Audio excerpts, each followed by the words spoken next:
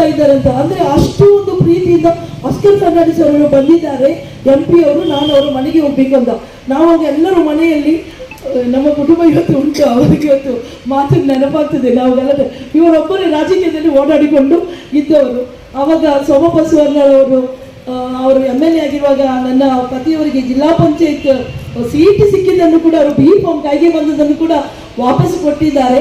ಅವರ ಒಂದು ಇವತ್ತು ಕಾರ್ಯ ಏನಿದೆ ಇವತ್ತು ನನಗೆ ಅದು ಲಭಿಸಿದೆ. ಅಂದರೆ ಪತಿಯ ಒಂದು ರಾಜಕೀಯದ ಜೀವನದ ಹಿನ್ನೆಲೆಯಲ್ಲಿ ಪತ್ನಿಗೆ ನನಗೆ ಜಿಲ್ಲಾ ಪಂಚಾಯತಿಗೆ ಸೀಟ ಸಿಗಲಿಕ್ಕೆ ಚಾನ್ಸ್ ಇಲ್ಲ. ಅವರ ಒಂದು ಸಹಕಾರದಿಂದ ಇವತ್ತು ನಾನು ಜಿಲ್ಲಾ ಪಂಚಾಯತಿಗೆ 99ರಲ್ಲಿ ನನ್ನ ಸಣ್ಣ ಪ್ರಾಯದಲ್ಲಿ ನನಗೆ ಜಿಲ್ಲಾ ಪಂಚಾಯತಿ ಸೀಟ್ ಸಿಗಬೇಕಾದ್ರೆ ಅದರ ಹಿಂದೆ ನಮ್ಮ ನಾಯಕರಾದ ಸೋಮಪ್ಪ ಸುವರ್ಣರವರಿದ್ದಾರೆ, ಅಬೂಬಕರ್ ಬ್ಲಾಕಿನ ಅಧ್ಯಕ್ಷರಾಗಿದ್ದಾರೆ, ಅವರನ್ನು ಸ್ಮರಿಸ್ತೇವೆ. ಅಭಯಚಂದ್ರ ಜೈನರವರು ನೂತನವಾಗಿ MLA ಆಗಿದ್ರು. ಅಲ್ಲಿ ಕಷ್ಟ ಆಗಿತ್ತು, ಯಾಕಂದ್ರೆ ನನ್ನ ಮಂಗಳೂರಲ್ಲಿ ಹೆಸರಿತ್ತು. ಅದನ್ನು ತೆಗೆಯಲಿಕ್ಕೆ ವಿರೋಧ ಪಕ್ಷದವರು ಬಹಳ ಸಾಧುಪಟ್ಟರು. ಅವರನ್ನು ಕಿನ್ನಿಗಳಿಗೆ ಸೇರಿಸಲೇಬಾರದಂತ ಫೈಲನ್ನು ಮಿಸ್ ಮಾಡಿದ್ದಾರೆ. ಆದರೆ ರಾತ್ರಿ ನಿಂತು ಆ ಫೈಲನ್ನು ಸೇರಿಸಿ ನನಗೆ ಟಿಕೆಟ್ ಕೊಡಿಸಿ ನನ್ನನ್ನು ಅಲ್ಲಿ ಅತ್ಯಧಿಕ ಜಿಲ್ಲೆಯಲ್ಲಿ ಆವಾಗ ನಾನು ಎಲ್ಲರಿಗಿಂತ ಅತಿ ಹೆಚ್ಚು ಅಂತರದಿಂದ ಗೆದ್ದದ್ದು ಅಂದರೆ ನಾನಂತ ಹೇಳಲಿಕ್ಕೆ ನಾನು ಬಯಸ್ತೇನೆ. ಅಲ್ಲಿಂದ ನಾನು ಹಿಂದೆ ನೋಡೇ ಇಲ್ಲ. ತುಂಬ ಕಷ್ಟಗಳನ್ನು ನಾನು ಎದುರಿಸಿದ್ದೇನೆ, ಆದರೆ ನಾನು ಹಿಂದೆ ನೋಡಲೇ ಇಲ್ಲ. ನನಗೆ ಜಿಲ್ಲಾ ಪಂಚಾಯತ್ ಅಧ್ಯಕ್ಷ ಅವಕಾಶ ಸ್ಥಾನ ಲಭಿಸಿತ್ತು.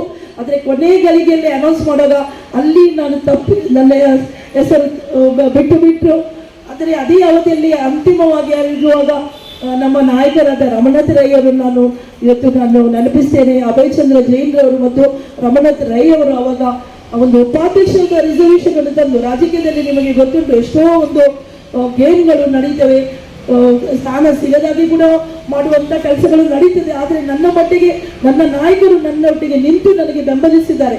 ಆವಾಗದು ಜಿಲ್ಲಾ ಪಂಚಾಯತಿಯಲ್ಲಿ ಘಟಾನುಘಟಿ ನಾಯಕರುಗಳಿದ್ದು, ಅಂಥ ಘಟಾನುಘಟಿ ನಾಯಕರುಗಳು ಅದರ ನಂತರ ಬಂದೇ ಇಲ್ಲ. ಅಂದರೆ ಮಾತ್ರ ಇಲ್ಲ, ಆದರೆ ಲಾಬಿ ಮಾಡಿದವರು ನನ್ನ ಮಹಿಳಾ ಕಾಂಗ್ರೆಸ್ಸಿನ ಮಹಿಳೆಯರು. ಪ್ರತಿ ವರ್ಷ ಯಾರೋ ಬಂದರು, ಯಾವಾಗಲೂ ನಮ್ಮ ಜಿಲ್ಲೆಗೆ ಯಾವ ನಾಯಕರು ಬಂದರು ನಮ್ಮ ಮಹಿಳೆಯರ ದಂಡು ಹೋಗಿ ನನಗೋಸ್ಕರ ಅವರು ಲಾಬಿ ಮಾಡ್ತಿದ್ರು. ಬಹುಶಃ ಎಲ್ಲಿ ಕೂಡ ನಡೀಲಿಕ್ಕಿಲ್ಲ ಇದು. ಆದರೆ ನನ್ನ ಮಹಿಳೆಯರು ಇವತ್ತು ನೀವು ನೋಡ್ಬೋದು, 3 ಗಂಟೆಗೆ ಎದ್ದು ಬಂದಿದ್ದಾರೆ, ರಾತ್ರಿ ಬಂದಿದ್ದಾರೆ. ಏನು ಮಳೆಯ ಎಷ್ಟೋ ಕೆಲಸಗಳು ಉಂಟು, ಎಲ್ಲವನ್ನು ಬಿಟ್ಟು ಸರ್ ಇವತ್ತು ಒಂದು ಮಹಿಳೆಗೆ ಒಂದು 50ಕ್ಕಿಂತ ಜಾಸ್ತಿ ಮಹಿಳೆಯರು ಇವತ್ತು ಇರಬೇಕಾದ್ರೆ ಬಹುಶಃ ಅವರಿಗೆ ನಾನು ಋಣಿಯಾಗಿದ್ದೇನೆ, ಅವರು ನನಗೆ ಋಣಿಯಾಗಿದೆ. ಈ ಸಂಬಂಧ ಇದ್ದ ಕಾರಣ ಅವರು ಇವತ್ತು ನಮ್ಮನ್ನೆಲ್ಲ ಪ್ರೀತಿಯಿಂದ ಬಂದಿದ್ದಾರೆ. ಬಹುಶಃ ಮಹಿಳೆಯರೊಟ್ಟಿಗೆ ಮಹಿಳೆಯರು ಎಲ್ಲಿಗೂ ನಿಲ್ಲುವುದಿಲ್ಲ. ಆದರೆ ನಮ್ಮ ಜಿಲ್ಲೆಯಲ್ಲಿ ಆ ರೀತಿ ಇಲ್ಲ. ಎಲ್ಲರೂ ನಾವು ಒಗ್ಗಟ್ಟಿನಿಂದ ಇದ್ದ ಕಾರಣ ಇವತ್ತು ಪುರುಷರಿಗಿಂತ ಜಾಸ್ತಿ ನನ್ನ ಮಹಿಳೆಯರು ಇವತ್ತು ನನ್ನೊಟ್ಟಿಗೆ ಇದ್ದಾರೆ. ನನಗೆ ಬೇಸರ ಇಲ್ಲ. ಕೆಲವೊಮ್ಮೆ ಹೇಳುವುದು ಮಹಿಳೆಯರೊಟ್ಟಿಗೆ ಅಂದರೆ ನನಗೆ ಏನು ತೊಂದರೆ ಇಲ್ಲ. ಇವತ್ತು ನಮ್ಮ ನಾಯಕರಿಗಿಂತ ಜಾಸ್ತಿ ನಮ್ಮ ನಾಯಕಿಯರು ಇವತ್ತು ಈ ಒಂದು ಕಾರ್ಯಕ್ರಮಕ್ಕೆ ಬಂದಿದ್ದಾರೆ. ಅದೇ ನನಗೆ ದೊಡ್ಡ ಸಂತೋಷ ಅಂತ ಹೇಳಲಿಕ್ಕೆ ನಾನು ಇಚ್ಛಿಸಿದ್ದೇನೆ. ಅದರೊಂದಿಗೆ ನಮ್ಮ ಜಿಲ್ಲೆಯಿಂದ ಆಭಾರಿಯಾಗಿದ್ದೇನೆ. ನಮ್ಮ ಮಾನ್ಯ ಮುಖ್ಯಮಂತ್ರಿ ಹಾಗೂ ನಮ್ಮ ಉಪಮುಖ್ಯಮಂತ್ರಿ DK ಶಿವಕುಮಾರ್ ಅವರು ಮೊನ್ನೆ ನಾನು ಹೋಗುವಾಗಲೇ ಹೇಳಿದರು, ಯು ಡಿಸರ್ವ್ ಇಟ್ ಅಂತ. ಅಂದರೆ ನಿನ್ನ ಪರಿಶ್ರಮಕ್ಕೆ ಇವತ್ತು ನಿನಗೆ ಫಲ ಸಿಕ್ಕಿದೆ.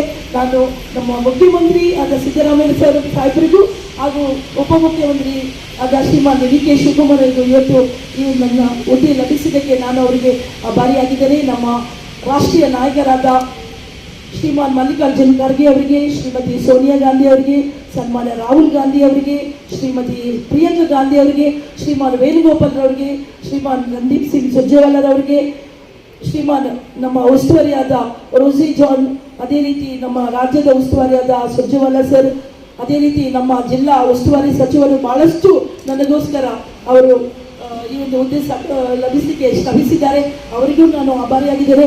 ಎಲ್ಲ ನಮ್ಮ ನಾಯಕರು ಸರ್ UT ಖಾದರ್ ಅವರು ಇವತ್ತು ಇಲ್ಲ, ಅವರು UKಯಲ್ಲಿದ್ದಾರೆ. ನನಗೆ ಫೋನ್ ಮಾಡಿ ಅವರು ಶುಭಾಶಯ ಕೋರಿದ್ರು.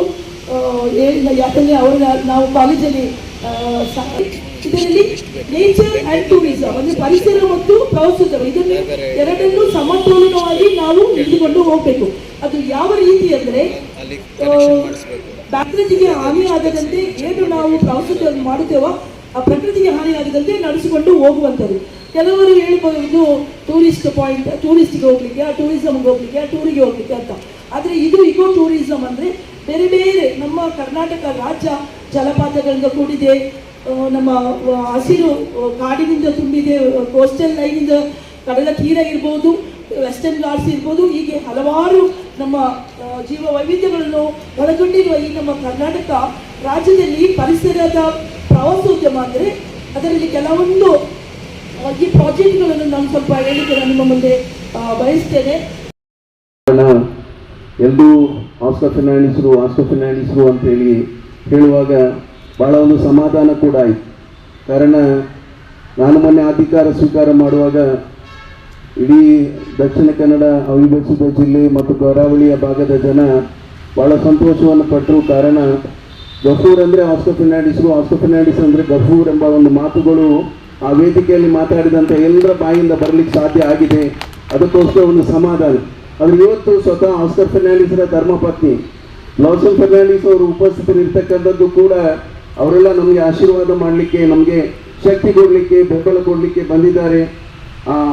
ಅವರ ಗಣ ಉಪಸ್ಥಿತಿಯನ್ನು ಕೂಡ ಈ ಸಂದರ್ಭದಲ್ಲಿ ಸ್ಮರಿಸಿಕೊಳ್ಳಿಕ್ಕೆ ಬಯಸ್ತೇವೆ. ಕಾರಣ ಅವರು ಭಾಗವಹಿಸುವುದರಿಂದ ಶಾಲೆಟ್ ಪಿಂಟೋ ಅವರ ಹಸ್ಬೆಂಡು ನಾವು ಎಲ್ಲ ಜೊತೆಯಾಗಿ ಬೆಳೆದವರು. ಕಾರಣ ಆಸ್ಕರ್ ಫರ್ನಾಂಡಿಸ್ರ ಒಂದು ಒಡನಾಟ ಶಾಲೆಟ್ಗಿಂತ ಹೆಚ್ಚು ಅವರ ಹಸ್ಬೆಂಡ್ಗಿತ್ತು.